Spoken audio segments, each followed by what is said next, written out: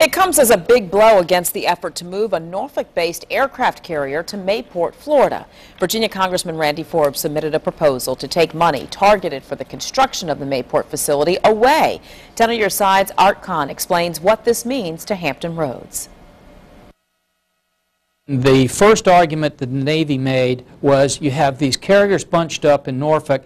We're going to have a Pearl Harbor kind of situation where they can hit all the carriers at once. In fact, that was the Navy's main argument for moving a carrier to Mayport, Florida. Right now, the entire Atlantic fleet of aircraft carriers is home ported in Norfolk. Is that a wise way to project yourself into this future in this very uncertain and very violent world? But those opposed to moving a carrier say just because Norfolk is home to the Atlantic fleet, they're rarely all here at the same time. In the last 60 years, the carriers were only together 34 days.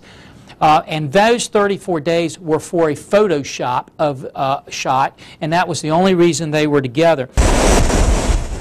The fight also includes Mother Nature. The analysis that the Navy did, where they looked at the difference between hurricane risk between Norfolk and Mayport.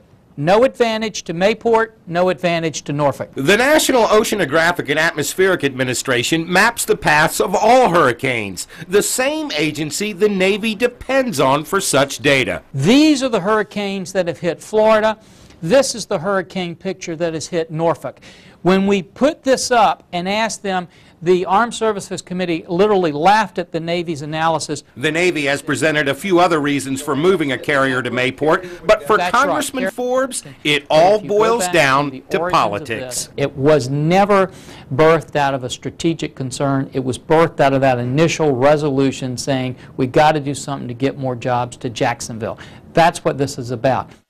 Now, Congressman Forbes told me he's trying to protect jobs, too, here in Hampton Roads. But he says when it comes right down to it, Mayport offers the Navy nothing in the way of strategic advantage or national defense. In short, he says the move just isn't worth the money it will cost. But, you know, talking about money, the House Armed Services Subcommittee, which he chairs, struck $30 million from the construction budget for this project that the Navy wants to do. Of course, that still has to pass the full House and then move on to the Senate. Art Kahn, 10 on your side.